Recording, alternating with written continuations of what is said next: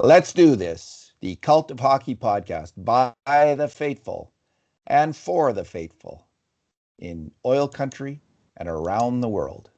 I'm David Staples of the Edmonton Journal, and I'm here today with my Cult of Hockey colleagues, Bruce McCurdy and Kurt Leavins. Hey, Kurt. Hey, Bruce.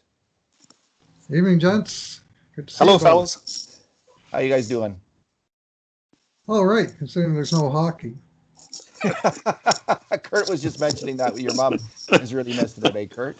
Yeah, my elderly mom, who's in her late 80s, just can't stand the fact that the Oilers aren't on her TV right now. So, and I'm right with her. So yeah, I had enough of no hockey all last summer and fall and everything. I mean, holy moly. Yeah, well, been there, done that, right, Bruce? Yeah. Yeah, you realize just how empty. There's not a whole lot to do during lockdown. Let's face it, like not a whole lot to do. And it's kind of frustrating to have something that you're kind of expecting and looking forward to suddenly taken away. I mean, I've watched every Netflix series there's to watch, and I've gone through all the Amazon series now that are worth watching. So I have been missing it as well. So much so that I subscribed to the Bakersfield feed last night finally. I just didn't have, wasn't going to watch it before when the Oilers are on because I'm so busy. But it was fun to watch the Condors and to catch up, with a couple players there. So we're going to talk a little bit about that, the Condors. We're going to talk about the trade prospects for the Oilers, some of the impact of the break on the Oilers, some of the new rule change where you can join your team after a 7-day quarantine as opposed to a 14-day quarantine.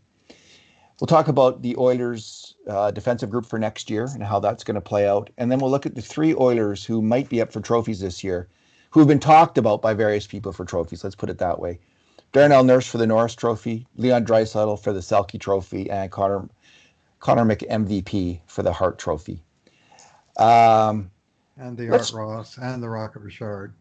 Oh, yeah, we forgot the Art Ross there, Kurt. When we were trying to figure out when the last time an Oiler had won three different Oiler players had won a trophy in the same year. And we came up with, what year was it, Bruce? 84-85 with Wayne Gretzky winning that Ross, the Hart, and the Conn Smythe, and Paul Coffey winning the Norris Trophy, and Jari Kurri winning the Lady Byng. Yep. Last time, 3 different Oilers won 3 major NHL awards in the same season until this year.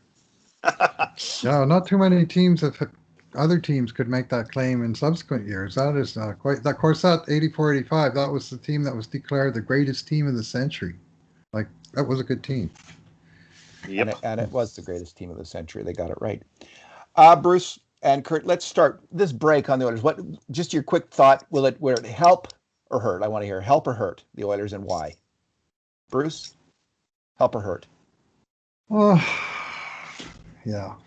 In the short term, it helps a little bit in that they had a ridiculous schedule right now. They were playing 10 games in 16 days, and they had 3 back-to-back scheduled, and without an extra day of rest in there anyway. It was either one day or none, and they were just packing the games in and doing a lot of traveling and playing the top teams in the conference. I mean, 7 games in a row against the other 3 playoff teams, Winnipeg, 3 in Montreal, and then Toronto, and so the break probably won't hurt them, although the loss in maybe momentum, because they had it going on, probably won't help. But I'm very keen to see how a rested gang of Edmonton Oilers responds to the Toronto Maple Leafs on Saturday night.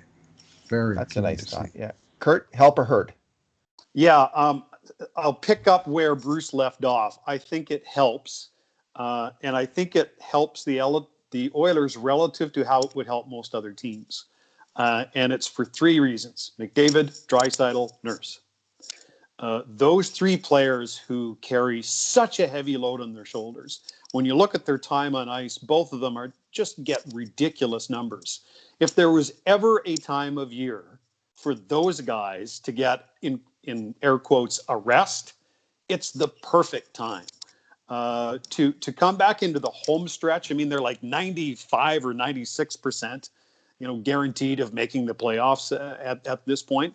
To have your 3 heaviest minute munchers rested at this time of year when, as you said, the schedules are heavying up, I think that's key.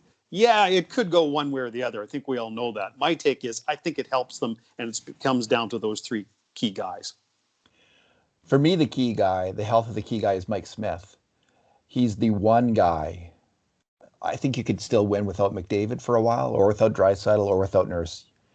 I don't know if you win without Mike Smith at this point, the way he's playing. Koskinen is playing better, but he's got to stay in good health. What has, the reason so many people were against Mike Smith being brought back this year was health concerns as he's getting older and getting banged up. And he was having long stretches 2 years prior where he would play poorly, probably because he was hurt. That was certainly the case previous season here in Edmonton. So the reason I think it can help in the short term, obviously, is he was playing a lot, gives him some time to rest, reset, and I like that. Now, of course, if it's counteracted by a heavy run of extra games and they want to run him hard, but maybe once the Oilers' playoff position is assured, they won't feel the need to play him.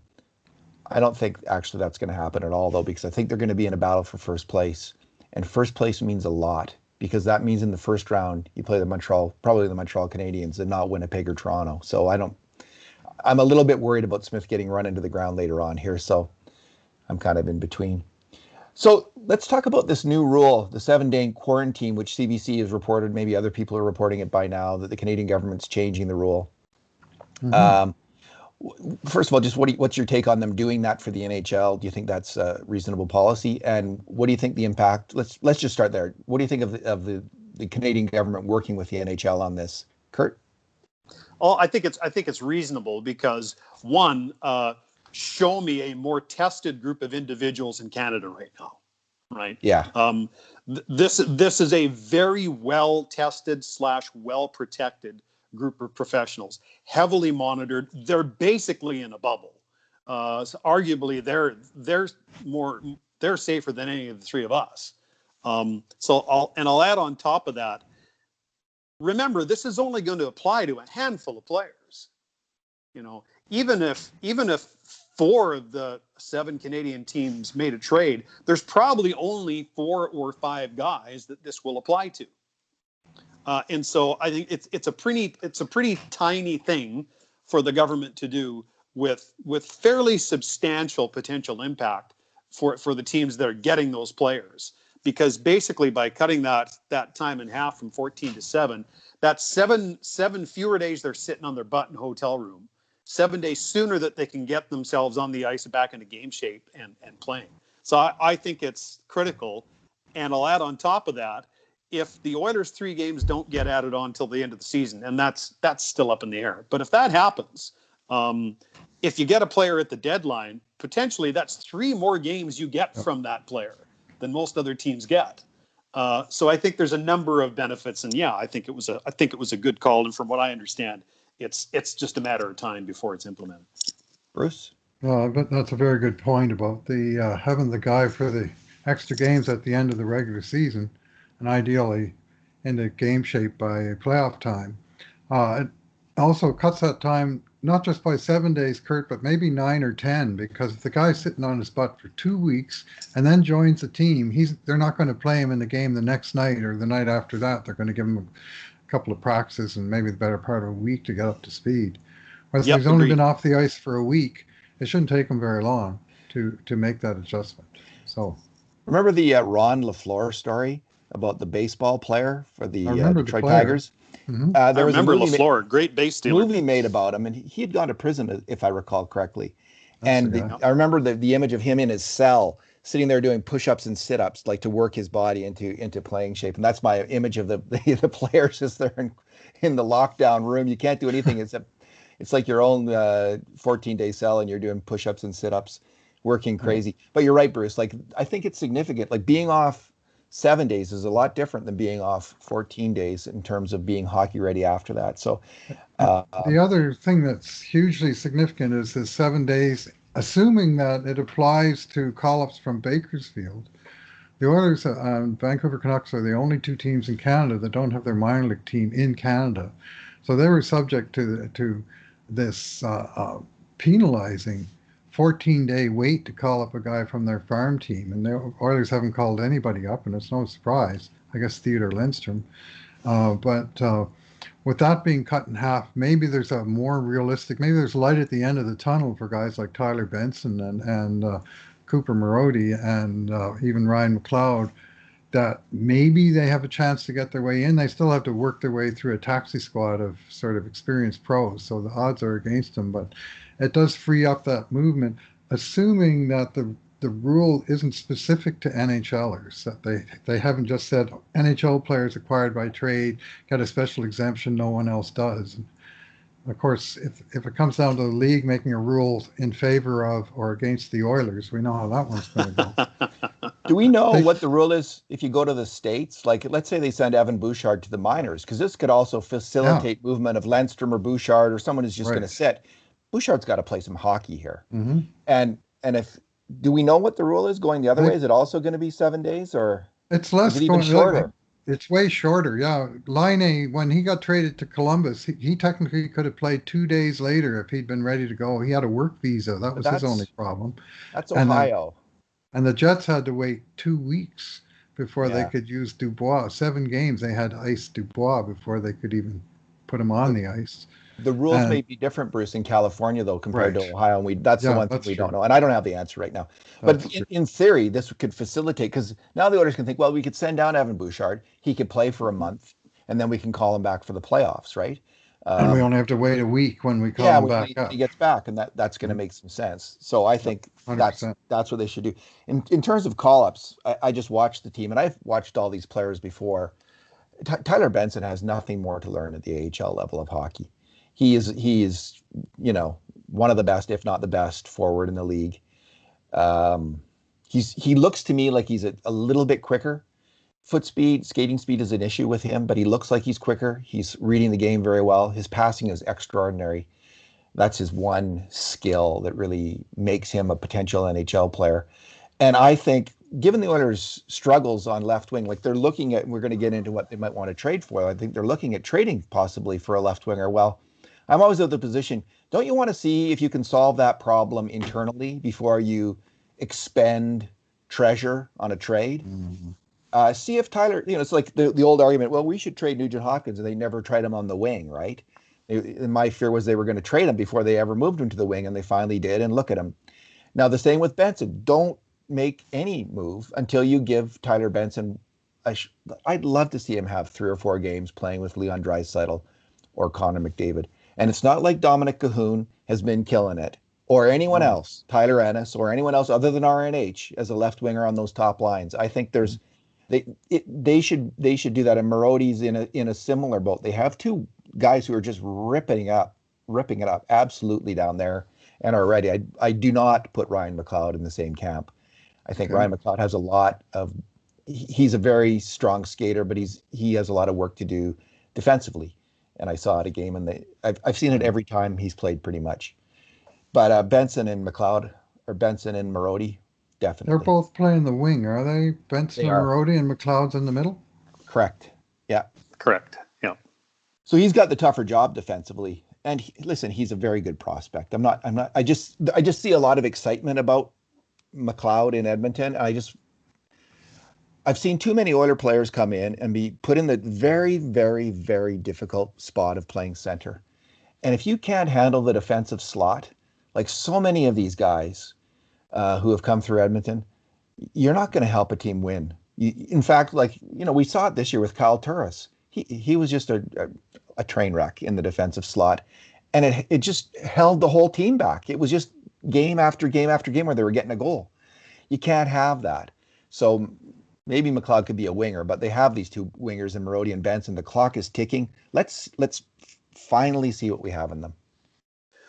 So we were talking about this change to the quarantine law coming. I mean, the other thing, of course, it affects is the trade deadline, right? Yeah. And for Ken Holland, what it really affects is where he can go shopping, because previously it was, Brandon Sutter and nobody else. If you're looking for for a third, fourth line right shot centerman who can kill penalties. Well, all of a sudden with this change from 14 to 7 days, he doesn't just have to go to Walmart anymore. He can go to London Drugs and wherever else shopping for the center, and you still have to wait, but I think there's way more potential payoff down the road and less reluctance from guys from within your division, and the Canucks next year will still be within our division, who probably don't want to trade with the Oilers, and I don't blame them.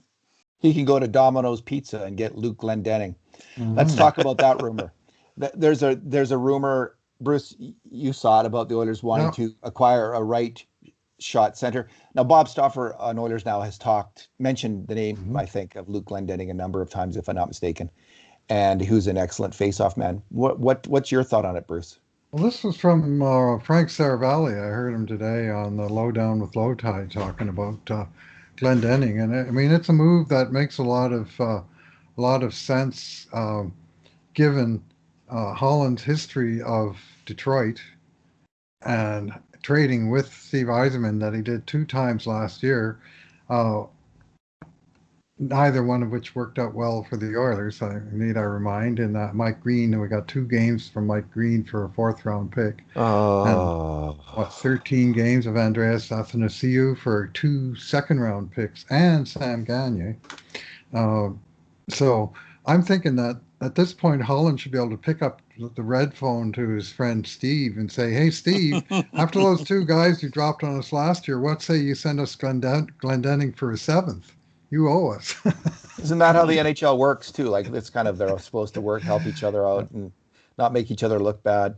But the conclusion was the Oilers should only offer a 4th because they've already traded their 2nd, 3rd, and 5th for next year. So they should be able to see what they can get for a 4th, which how might about not a be prospect?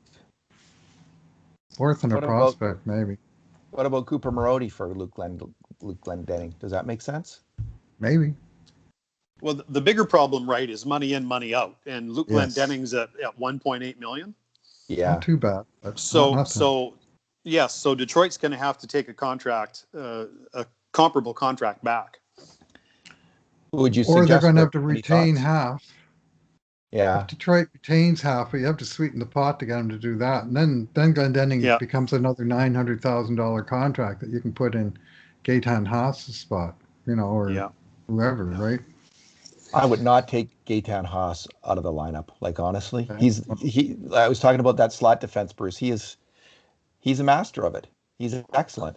So I would put Kara on the wing, Jujhar Kara on the wing, and have Glendening in as well. Jeez, see, I'm not so sure on Gaetan Haas. You know what? I think he's an NHL player just barely, and I know you're a big fan of him. And my problem with Gaetan Haas is he doesn't do anything extremely well. And usually you can tell if someone's in the NHL to stay if they can do one or more things extremely well. His best skill is his skating, and that's above average, granted. But I'm a little more sold on Haas this year than last year because I think he put on about 5 pounds of muscle and he's stronger in the puck this year. But I think if you're trying to win with Gaetan Haas as your 3rd center in the playoffs, I think you're going to be disappointed. So, Kurt, I would say he does one thing well, and it's the thing I really cherish in a center, and it's slot defense. I think you can count on you need 5 hands to count how many times Kyle Turris caused a grade A shot against the Oilers this year from the slot, and you could go through the videotape, and you'd be hard to find 2 or 3 times where Haas has done the same.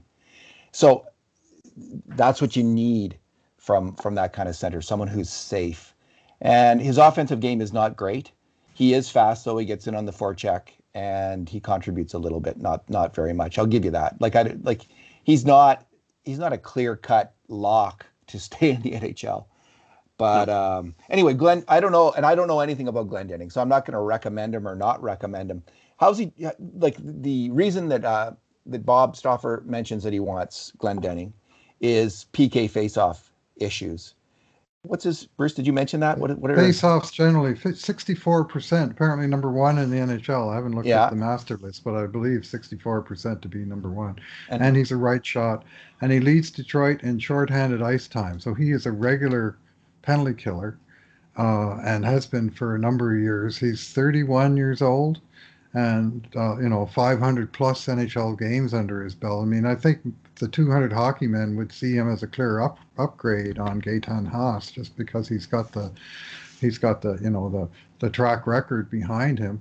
And that face-off, that's a big deal, the right shot on the face-off. And it's way more so this year than in the past, because this year they came up with, or maybe it was beginning of last year, they came up with a rule where on certain situations, on the power play, after icings, after certain types of whistles in the defensive zone, the attacking zone team can choose which side of the ice that they can take the face-off on. And if you have you'd see when the Oilers are on the power play, they always take the face-off in that left circle, because both Draisaitl and McDavid are left-hand shot face-offs.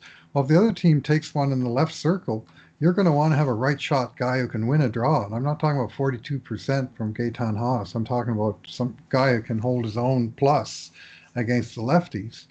And ideally, in a penalty kill situation, you have a righty and a lefty, so no matter which side they choose, you have a guy ready to go. So it's sort of just a new little wrinkle in the rules, but it's one of the reasons you really want to have balance of lefty-righty platoon in the face-off circle, the same way a baseball manager likes to have that in his bullpen. I don't know if there's been tons of analytic work done on how important face-offs are on the PK. I know that the analytic work, as I remember it, has shown that face-offs are an overrated aspect of the game overall.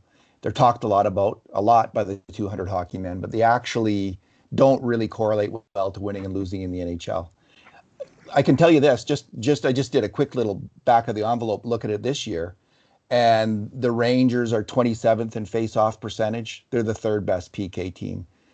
Golden Knights are the 21st worst face-off team. They're sixth best on the PK. The Wild are 19th on face-off. They're the fifth best PK team. And then at the other end, you see the Detroit Red Wings are the fourth best face-off team on the PK and the 30th worst team when it comes to killing penalties. So, and this, it just seems to be... But they're just a bad team. Well, and maybe Glendening's part of it, though. Like this is why I'm not recommending... Like, I can't say, if he can win face-offs, but he's not doing anything else. Like, he's part of the 30th worst PK in the NHL, a big part of it, the most minutes of on that PK, the key player on it, then I'm just...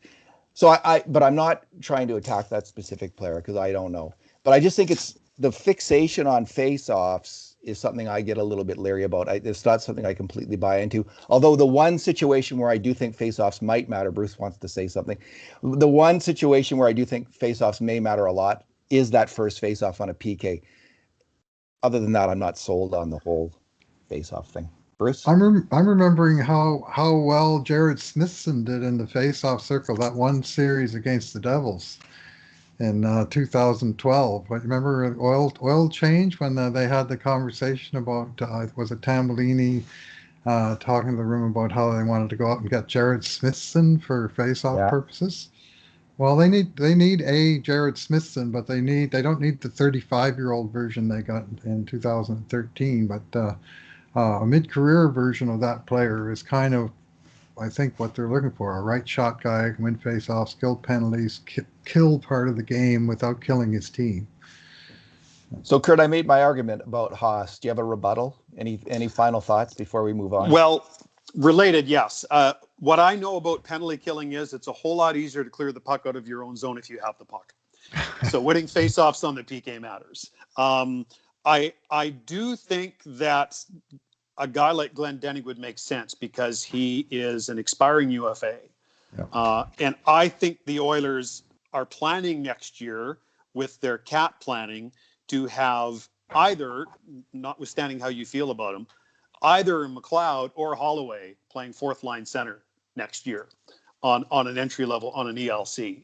And if they bring in someone with term, that blocks those guys. So getting a rental like Glendening makes sense to me from that standpoint.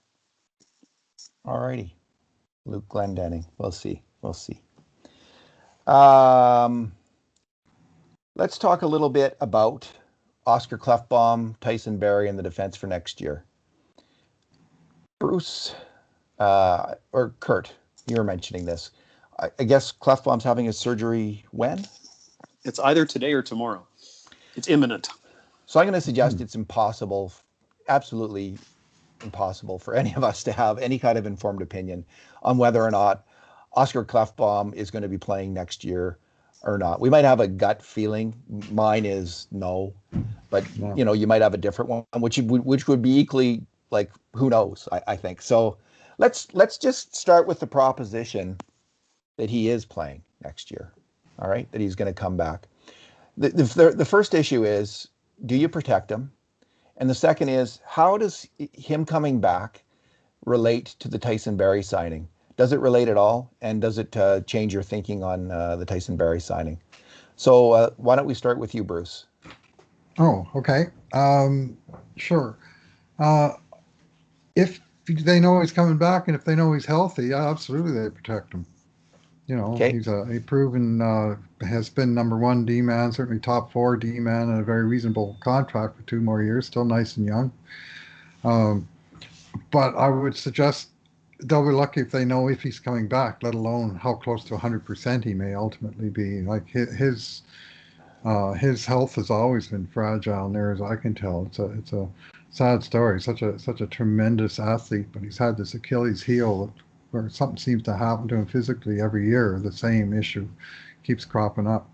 So I certainly can see a scenario where they just don't protect him, and it's certainly possible that they may not even have to protect him, or they could leave him unprotected, and Seattle could choose someone else just because of the question marks. The way that Chris Russell's playing, Seattle's going to be gobbling him up. Kurt, the first part of the question, do they protect him or not?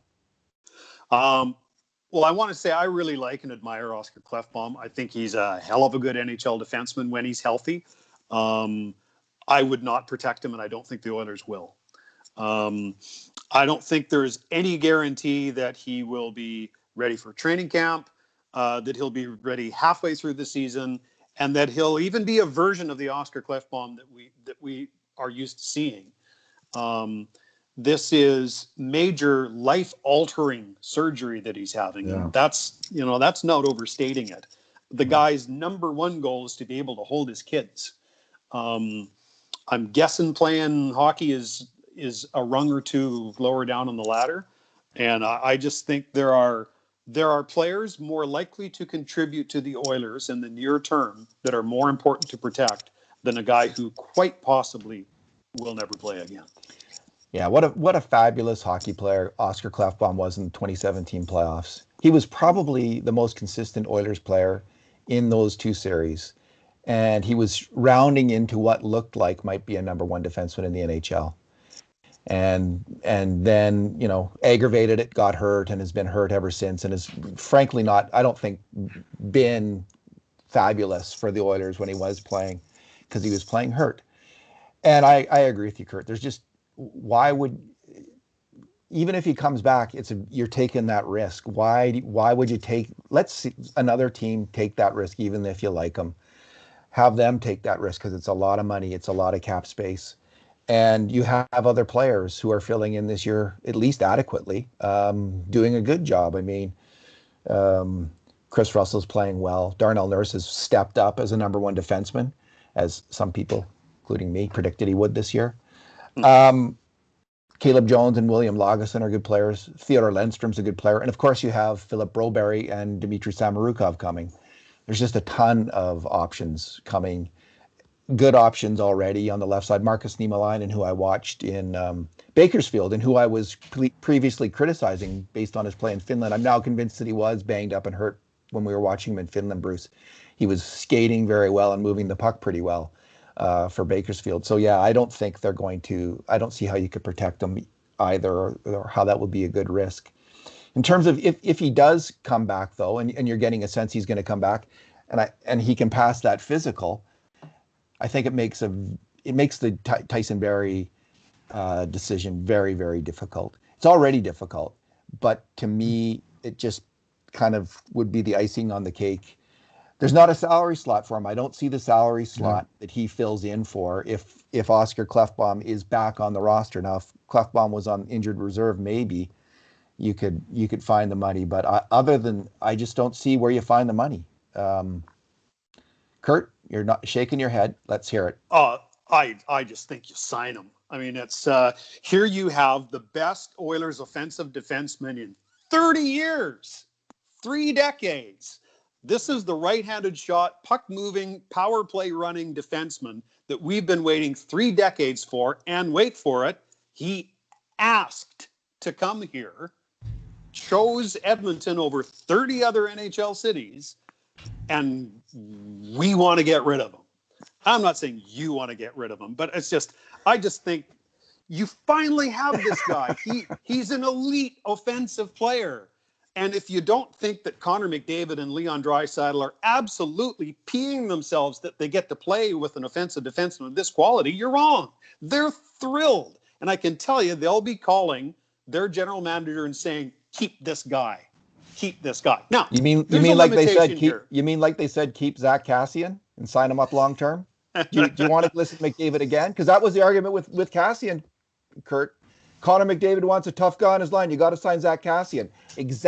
Same argument, my friend. No, it's not the same argument at all. You're comparing Tyson Barrie to Zach Kassian. No, the argument being used. They're not even in the same universe. McDavid is the GM and gets what he wants. I think that's a bad way to run your team. I think every NHL team that has a superstar like Connor McDavid or Leon Draisaitl or Sidney Crosby has the ear of his general manager, and I think you want it that way. And this situation in Edmonton is no different. I sign him every day of the weekend, twice on Sundays, except you got to be reasonable about this. If the guy comes out and in this new cap world, post-COVID cap world, if he makes a demand that is just over the top, well, then it's an incumbent upon the general manager to make a good business decision and not signing that contract. But I don't think listening to Tyson Barrie or seeing what Tyson Barrie sees ahead in his future for the next 3 to 4 years, I don't think his ask will be exorbitant, and I'd bring him back. Here's the other reason why I'd bring him back. Everybody says, "Oh, we'll put Ethan Bear on the power play. Put so-and-so on the power play. Evan Bouchard. Put Evan Bouchard on the power play." Yes. Yeah, let's take one of those guys who's never run an NHL power play in his career and throw out Tyson Barrie and roll the dice on Ethan Bear or Evan Bouchard. Both players who I really like, who maybe one day will run an NHL power play. But next year, when you're trying to contend for a Stanley Cup, I think it's lunacy. I'd never do it. And I think everybody that thinks otherwise is wrong. Tell us how you really feel. I'm kind of on the fence. I'm kind of on the fence otherwise. You know who else never ran an NHL power play until they did? Paul Coffey and Larry Murphy and Ray Bourque. All right, Bruce, let's hear from you. What's your take? Yeah, well, Kurt's point is kind of similar to your point in a sense. I mean, he's taking the other side of it, but you're talking about all the guys that could fill in for Oscar Klefbom as top 4 defenseman, and you listed Chris Russell and Philip Broberg and Dmitry Samorukov and Caleb Jones and William Lagesson. And I can tell you exactly how many of those guys has ever been a top 4 NHL defenseman for any length of time. It's one guy, and he's going to be 34 years old next year, and he's played his way down and out of a top 4 role. So that's a little bit why I'm still leaning to if you get the right version of Oscar Klefbom, you jump at it. But if Klefbom's back, then I kind of agree with you, David, that the salary slot, I mean, they're running out of slots, and they're also running out of places to put players. I mean, let's say they do bring back Tyson Barrie, and let's say they sign him instead of 1 year, like this year, 1 year contract at reasonable money. He's kind of a roadblock, he's more of a speed bump for Evan Bouchard. Sign the same guy for a 3-year deal at bigger dollars. He's become a roadblock for Evan Bouchard because in many ways they're competing for the same role. Third, right shot, offensive driver, power play, and maybe playing lesser competition. Although to Tyson Barrie's credit, since he stepped up to the number 1 pairing with Darnell Nurse, they've been outscoring like crazy. So I'm not sure that part of him is real. It's like very opposed to his previous track record, but he's getting it done here. I really like Tyson Barrie's offense this year. He's really passes the puck around. That 5-man unit that they put together is frickin' fun to watch play hockey. Like those guys go. And they really like that shift a few games ago where they were in the minute, a whole minute in the other team's end, slinging the puck around like crazy, making all these wild passes, and Nurse finally puts it in. That was hockey heaven. I really like Tyson Barrie. I think any discussion about like there's a faction of fans, let's trade him at the deadline. We're not hearing much from that faction of fans anymore for obvious reasons. But I do think this was a deal best seen as a 1-year rental for the Oilers. Mm-hmm. Tyson Barrie, for all his offensive wonderment, is a defenseman who leaks scoring chances against, and I hold that against defensemen. He's not solid defensively, and I do think Evan Bouchard shows tremendous potential to be exactly the same kind of player. Ethan Bear is a solid third pairing, maybe second pairing NHL defenseman, and Adam Larsson's a beast. So those are the three slots. When you have a young and talented player, you do have to make a slot. You do have to open up slots for them if the team's going to evolve. Ken Dryden says, Scotty Bowman says, teams have to change. Good teams have to change. And this is one of those changes that I think when you look at the salary cap, when you look at the age of the player, when you look at who's coming up, this is one of those natural changes which I think makes sense for the Oilers. It's not like Evan Bouchard's going to be 18 or 19 in that role. He's going to be at an age when defensemen start to play really well in the NHL if they got the stuff. Everything I've seen from Evan Bouchard indicates to me that he has the stuff. So my bet's on Evan Bouchard, not on Tyson Barrie, and I don't think you can make the bet on both. You can get rid of Larsson and keep Barrie if you want to go like the go attack team. Hey, might convince me on that, Kurt. But you're not. You keep Lagesson over Larsson as opposed to Bouchard over Barrie. You save your money that way. Yeah. With a left defenseman that's a mean so-and-so in front of his own net. My question for Kurt is, under your scenario of signing Barrie, what do you do with Evan Bouchard? Do you either trade someone else and make room for him on your third pairing? Trade Bear? Or you don't sign Adam Larsson because the clock's ticking. When will his back explode on him again and he'll be out of the lineup? Fair enough. I love how Adam Larsson's playing this year. Don't get me wrong. It's the best I think we've ever seen him. Right? But, I mean, we've seen that from at one point, I think all three of us said, boy, that's Adam Larsson, what's going to happen here? Is he going to get traded? He's not going to get re-signed. Is he going to retire? Is he going to come back from Europe at all? And all of a sudden, I agree, he's playing great. But I think there's a risk in that too. Especially the kind of game he plays. All credit to Adam Larsson. He doesn't leave anything on the ice. He gives it everything he has, and I really respect that. But the guy also has an injury past, which I don't think you can ignore. And so I'd be super cautious of that. You could either choose not to sign him. I think you could get a lot for Ethan Bear. I don't think you trade Evan Bouchard because he is that high of a prospect, and you don't want to miss out on that opportunity. What I don't want to do is I don't want to wait 3 years for him to turn into Tyson Barrie if he ever does. So I think we've come to a little bit of an agreement that if the Oilers are going to go it's if the Oilers are going to keep, let's say the Oilers sign Barrie, we're all at least open to this idea. If it's between Barrie and Larsson fundamentally, and if they decide to go on the right side with the three attacking defensemen, then on the left side that dictates you keep William Lagesson, you promote Marcus Niemelainen, because you need, I think we all agree, you really do need that ornery SOB defenseman, at least one of them on your roster, maybe two on the left side. Darnell Nurse says hi. Darnell Nurse says hello. So that's the mix it's a different mix. Because I agree, Kurt, if you're looking just kind of at hockey actuarial tables, and what's the lifespan expected of a 28, 29-year-old defenseman Larsson who plays a rugged style and has an injury history? How long can we expect from him, as opposed to a finesse defenseman who can really skate? And we see Chris Russell is kind of a hybrid between the two, but his fundamental asset is his skating and how well that served Chris Russell. So Tyson Barrie, I could see the argument that, like, if you're going on a 3-year deal, that's a better idea, better bet for good health going forward than Adam Larsson. So maybe that's where we might agree that you pick Barrie over Larsson. And here's the other thing: in 2 years, is Philip Broberg your second pairing left-hand defenseman? Yes, I think definitely from watching him play this year. I know that he's struggled a little bit in the second half, but man, that guy is such a hulking, talented player. Just massive skill, got everything you'd want in a defenseman. So yeah, in 2 years, that's is where I see him. David, Final I thoughts, read Bruce? read your post about Broberg the other day, and I was a little bit concerned reading it that he hadn't progressed very much since coming back from his injury in the World Junior. But maybe you can flesh that out, having researched that article. Well, it was someone for Dobber Prospects who was writing about it. And I think he was based in Europe, if I'm not mistaken, a Czech guy. And I don't know if he was seeing him live or on video.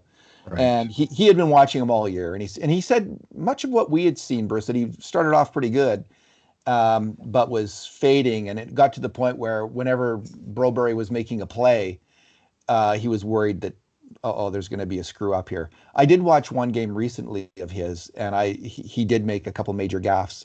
Hey, he's a young defenseman. He's been banged up in a fairly serious way. I think he still may be a little bit, and it's not surprising if he's taken a step back. I saw enough though in the 10 games I watched at the start of the year to be still confident that that he's going to be a top 4, if not a top pairing NHL D man. He's big and he's fast and he's got some skill. As long as the work ethic's there, and I hope they did the research. Speaking of research, whoever did the scouting on Kyle Turris, could he please not scout Luke Glendening? My only point. All right. Hey, if it's going to be Archie dollars in, Henderson. dollars out, maybe Kyle Turris for Luke Glendening would be the answer. That's the last thing Detroit's get, because Kyle Turris doesn't have an expiring contract. No, Listen, he's got another year, right? Yeah. It's Archie Henderson. It's time to say goodbye. I think this was Holland's problem, honestly, in Detroit. He kept his old friend scouts way too long, and they were too long on the tooth, and he started to get some bad advice from his scouts in Detroit. Holland's a wise guy, but he wasn't getting the best advice. All right, let's move on to the 3 trophy winners. Nurse for Norris, Draisaitl for Selke, McMVP for Hart. So you know where I think on that issue. Okay, who wants to make the argument for Darnell Nurse for Norris Trophy? Is that you, Kurt, that wants to make that argument? Well, I can make the argument that he should be in the conversation and he should be in the top 5 finalists. I think it's a very difficult argument that he should win it. Even on pure statistical merit, I think that's a difficult argument. But it's equally difficult to dismiss him or leave him out of the top 5. If you look what he's accomplished this year with his time on ice, with the points that he's produced, with his time on the penalty kill, the level of competition that he's faced. When you look across the league, if you're asking me to pick who are the best 5 defensemen right now, I'm listing him as one of them. And so I think it's difficult but not impossible for people to not at least have him top 5 in the ballot. Having said that, remember how many American writers in the East won't watch a single Oilers game this year. Although it's the general managers that vote on the Norris, is it not, you guys? I don't think so. No, they vote on the Vezina. That's right. It's the Vezina. It is the writers. So especially this year of all years, I bet you there's way fewer viewers watching the Oilers this year, and I think that'll hurt them. I think that hurts every year, but I think it'll particularly hurt it this year. So. Bruce, those guys are going to be in trouble voting because there's so much focus on the individual division where your home team happens to be playing in. I mean, I can't speak for you guys. I can tell you I watch a hell of a lot more Canadian division games than I've watched from stateside, and I don't foresee that really changing.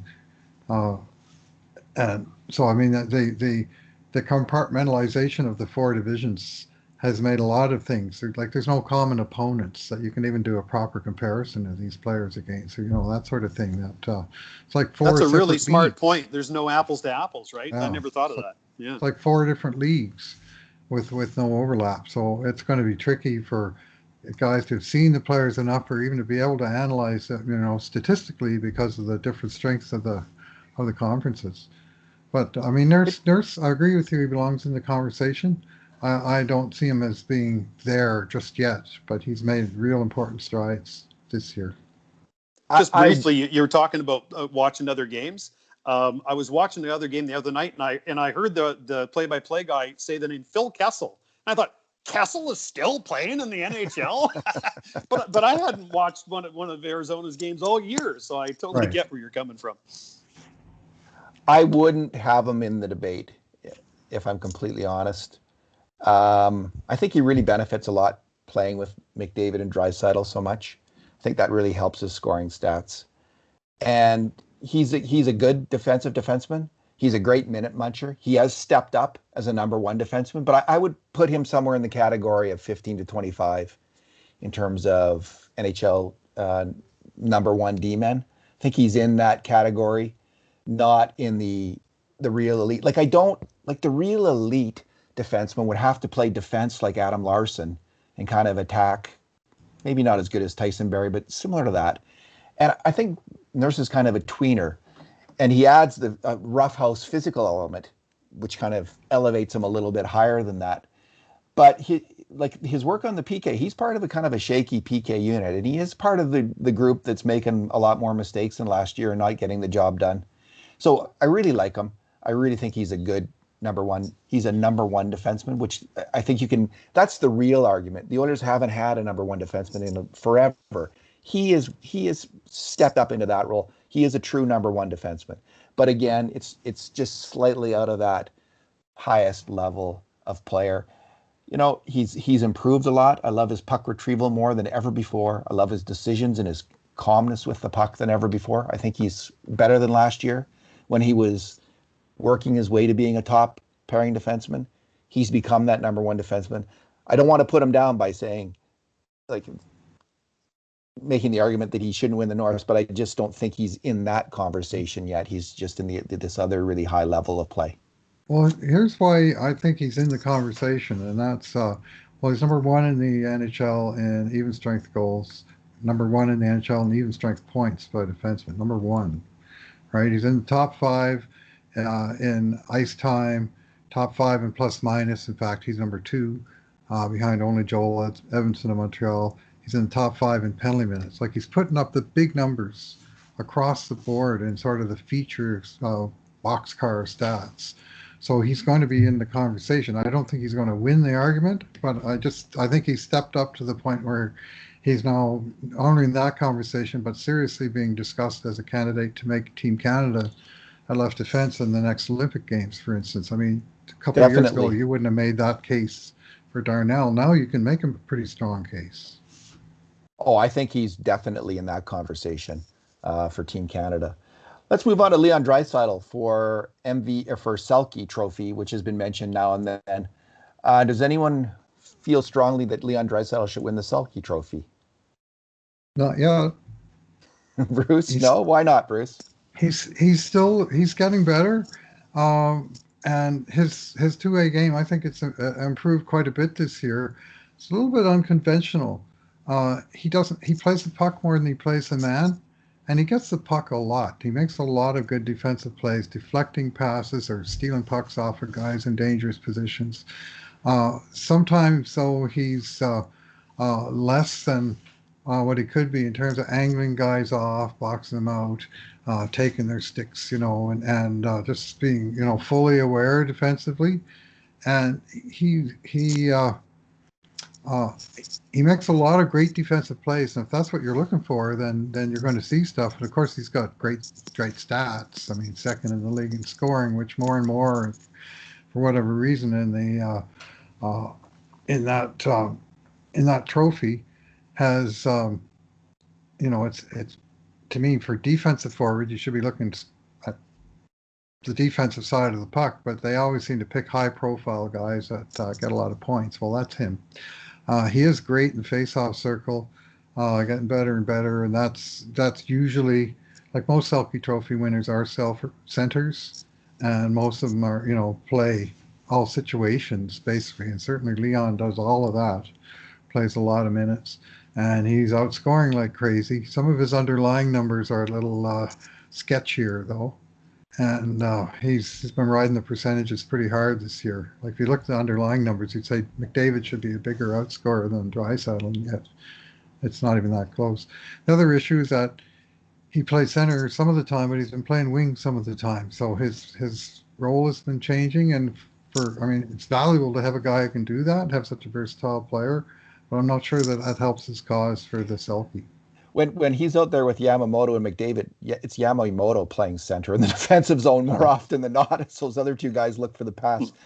Kurt, what about you? Would you make an argument for him for the Selkie? Yeah, I would, and I agree with everything that Bruce said. And so rather than repeat that, I'll add one thing on top of that, which is name the number of top flight, and I mean top flight NHL forwards who would qualify for this trophy that you would have on the ice in your own end in the last 60 seconds of a game, and you would have them on the ice for an essential penalty kill. And I can only think of a small handful of players that fall into that category. And Leon would be one of them. And the reason I say that is I think a number of people involved in choosing this award would look at that factor and say, that's substantial. Who else does that? Well, Sidney Crosby does that, a handful of other guys, but not many. And I think that's another wild card that you can toss into the mix with him being considered. Jonathan Toews, Patrice Bergeron. Right? Yeah. I mean, those guys are the type of guys who do win the Selke Trophy. And that's the fascinating thing about Draisaitl is when he's interested in playing defense, he does a hell of a job. When he's out there and he's wanting to crank it up, he can crank it up like no other on the Oilers playing defensively. And the main argument that's going to be used for him winning the Selke Trophy is his plus minus. He's plus 23, and a lot of people put a lot of weight in that. I do not, and I would not make the argument at all for him to win the Selke Trophy. He's too high risk and high reward on defense. And Bruce put it very nicely that he has an unconventional style of defensive play. He's puck hunting, and he's not often covering his man enough in the slot. I think McDavid is a much better defensive player than Leon Draisaitl this year at even strength. He's much more likely to be between his man and the man he's checking in the Oilers' net. He's much more likely to cover the right guy in the defensive slot and to be right on him and make the plays. They're both excellent defensively in that when they win the puck, they advance the puck out of their end. Draisaitl's fantastic at that. He does have very many strong defensive attributes, but his mind also tends to wander now and then in games, and he doesn't always cover his man. And to me, that's not a Selke Award winner until he cures himself of that habit and brings that same intensity that he... I see Kurt wants to say something. I'm keen to hear what Kurt has to until say. He brings that same intensity to all the situations all the time, which is hard to do, I understand. But I'm seeing it more often than not than from Connor McDavid this year. So I would argue for McDavid over Draisaitl, and I don't think either is going to win it, and I don't think either actually deserves it. So go ahead, Kurt. Connor McDavid's a way better defensive player this year than at any point in his career, but he is not in the same class of defensive player as Leon Draisaitl. I wouldn't play him in the same situations. I don't think he's nearly as good at awareness in his own defensive zone and shoulder checking and seeing the man coming in. That aside, the other thing that I think I would say, and you may or may not agree with this, I think that anybody who covers their local team sees more mistakes in their own player than they do mistakes of players in other teams. And I think that's natural. Yeah. But I'll bet you writers in Pittsburgh see more of the warts in Sidney Crosby's game than we do. Does that stop him from being an elite, one of the greatest NHL players of all time? No. But I'm telling you, it's there. We just don't see it because we don't chart Sidney Crosby's games like we chart Leon Draisaitl's games. But I'm not comparing Draisaitl Crosby. I'm comparing him to McDavid, and I watch both of them, and I'm looking for all their errors. So that's what I'm basing it on. I just think this year I'm seeing Connor McDavid take a dramatic step up, actually. Significant step up, not dramatic, significant. And I'm not... Leon's just kind of up and down. Like he's just... and maybe, anyway, I'll just leave it at that. I've already made my point. Bruce, do you have anything you'd like to add on this hot Leon, topic? I've said this before, and I'll say it again because it's appropriate to this specific aspect of both their games. Leon still reminds me of Mark Messier in his role on the team, and his Mark Messier had a reputation of being a very fine defensive player, and he was, other than he would. I used to joke that he'd lead the league in rookie mistakes every season.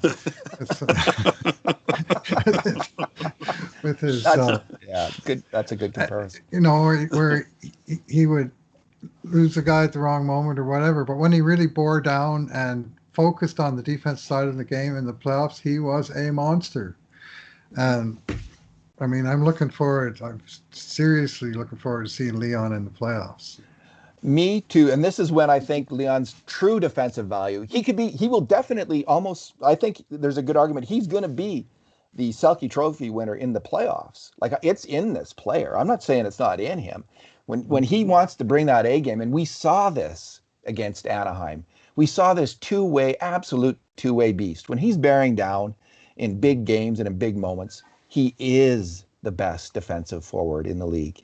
He's got that in him, and we're going to see that in the playoffs again this year. But no, the regular season, that's not what he brings to the table every night. That's not how he rolls.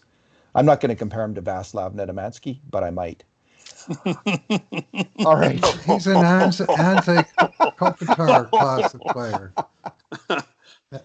Big Ned, now there's a floater. But I would compare him to an Anze Kopitar style of player, and he's still, Anze Kopitar wasn't fully Anze Kopitar until he was 26, 27 years old, right? So those years are still coming. The full maturity of Leon's career is still in the future. Indeed. And that was just a gratuitous cheap shot to Vaslav Nedomansky, which hardly anyone was a wonderful player, by the way. Yeah, when he had the puck. Offensively, it was quite similar to Leon. Like, they were both brilliant hockey IQs on the attack. So there was my dissenting opinion on Nurse and Draisaitl. I hope you're not looking for a dissenting opinion on Connor for the Hart Trophy. I don't think we have much. There's going to be much to say here. This is starting to turn into an absolute cakewalk runaway for Connor McDavid. Is there anyone else really that? The Austin Matthews talk is completely evaporated. Did they lose to Ottawa tonight? No, they probably didn't. No, they won in overtime. Really? Patrick Kane apparently is in the conversation. We were talking earlier about the fact that everyone's kind of segmented in their own division. I actually think this really helps the players in the Canadian division, because Toronto and Montreal are such massive hockey markets and such hockey magnets. I think it sucks a lot of the energy in conversation around the NHL about who the best players are. So I think maybe I'm wrong. Maybe it's just because I live in Canada, I think this, and I kind of overrate Toronto's significance as a market. Maybe New York or Chicago or some other city in the States has that same kind of stature as a hockey city. But I think being in the Canadian division gives the players a leg up on winning these big awards, also because there's such high scoring in the Canadian divisions, and many of the awards go to people who put up points, including the MVP award usually goes, more often than not, goes to the top scorer in the NHL, or very often at least. Certainly one that has a margin of victory. It's been, I think Dominik Hasek was the last player who beat a scoring champion who won the title by more than 6 points. Like, if it's really close at the end, then scoring title doesn't mean much. But if some guy's got a nice lead, like Leon had last year, or Kucherov had the year before, they tend to walk away with the Art Ross or with the Hart. And McDavid's now 10 points up for the Art Ross, and 14 points up on any player besides his own teammate Draisaitl. So he's got a 19 points up on fourth place. My goodness. It's just this huge gap that's stretched out there. So he's sitting pretty for that, and he's tied for the goal scoring lead as well. And if he wins the Rocket and the Art Ross Trophy, it is automatic that he's also going to take, the Hart and the Lindsay. Kurt, any other thoughts on the McMVP? No, I think Are we he frozen? wins it. Oh, can you still hear me? I can hear you now. We just froze for a sec there. Okay.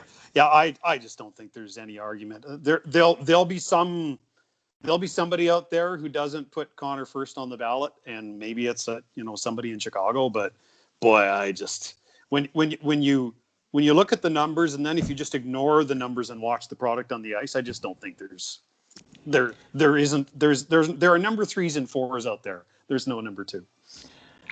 How's Nikushkin doing this year, though? Like, have we checked into that? I actually saw someone arguing that Thatcher Demko has a greater games above replacement than Connor McDavid this year, and I don't know if they were seriously arguing that he Goals should be above replacement. Yeah, but only somebody in Vancouver will vote that way, right? And there'll always be someone who says no. If you look at it this way, but there's just not enough mass in the voting group to make that happen. So, yeah. Well, how many votes did Kush can get last year? Let's just check. Well, one thing I'll say about McDavid is you're talking about all the attention drawn to the games against Toronto. Well, he got 0 points in the 3-game loss to Toronto. So onus is on Connor to come up big in this high-profile game on Saturday night and bring it to the Leafs. Oh, I like that, Bruce. I like that argument a lot. He will be very challenged. He'll be feeling challenged, and I would think very energized on Saturday. That could be extremely fun to watch. Oh, that's the best thing I've heard all week. Alrighty. Anything else, gentlemen? Have we covered the field? Is that it? We good? I have 5% of battery left. Your timing's perfect. Well, Kurt, it's been fantastic to have you on the podcast tonight. Thanks for joining us. It's really fun for me. I'm really good at being wrong. We all are at this point, as many people will point out endlessly on the internet. Bruce, thank you as well, as always. Yeah, thanks for listening, everyone. And in the meantime, and in between times, this has been another edition of the Cult of Hockey podcast. And I will just stop